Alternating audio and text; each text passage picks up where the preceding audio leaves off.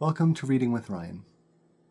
As many of you are aware, we are currently now in the Islamic month of Ramadan, which is a time that Muslims from across the world give out of their annual year. It's a lunar month of 29 or 30 days, and it's a time in which many Muslims will be fasting during the daytime, abstaining from food, drink, and sexual activity. And also, on another level of the fast, they're meant to be fasting in general from backbiting, grumpiness, slander, any of the kind of immoral, unethical behaviors that otherwise, people find themselves falling into. On the deepest level, the fast is meant to ultimately be designed to make it so that you are ultimately focusing entirely on God. And so the fast itself, whether you observe it on an exoteric Shari'ite level of abstaining from food and drink and sexual relations during the day, or you observe it on an esoteric or spiritual, ruhani level.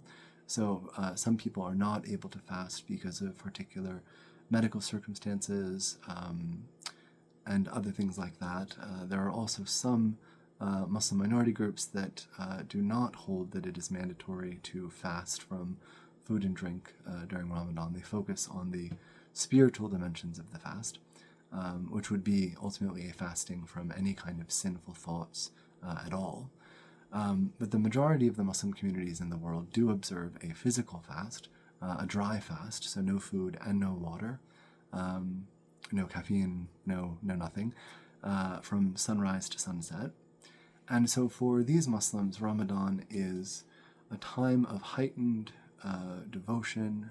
Muslims of all different sects within Islam are encouraged to spend much of the night, according to their ability, praying, in addition to the daily prayers that one would observe anyway in most of the Muslim communities.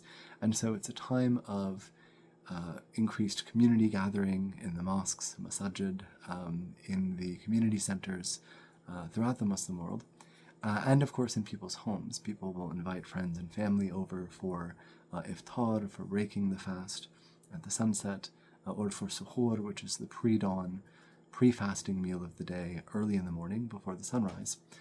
And in general, it's a time of both great solemnity, devotion, and interiorization of the faith, very similar in spirit to the Christian Lent, which of course has now begun.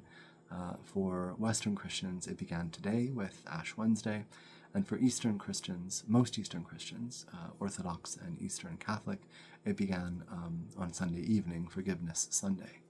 So it's interesting that in the two largest world religions now, we are in this overlapping period of tremendous sanctity with a common emphasis on spiritual renewal, the turning away from many of the daily desires, such as, for one thing, certain types of food.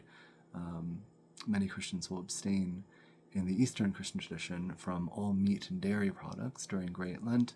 And of course, Muslims who habitually would abstain most often from pork and alcohol throughout the year, in Ramadan are, of course, abstaining from food generally throughout the day, as well as drink.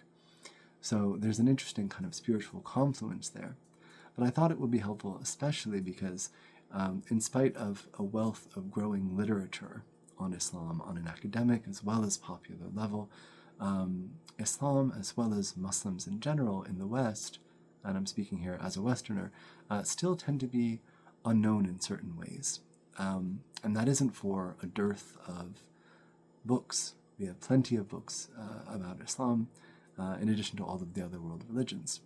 But my hope is that this Ramadan series will enable you, whether you are someone interested in Islam academically or spiritually, or someone who already works in an area that touches upon Islam in some way, can come away from the series with a renewed sense of some of the most, what I consider to be the most important books out there on Islam today. So welcome again to the channel. If you're interested and would like to get notified about all upcoming content, please do subscribe. We look forward to seeing you.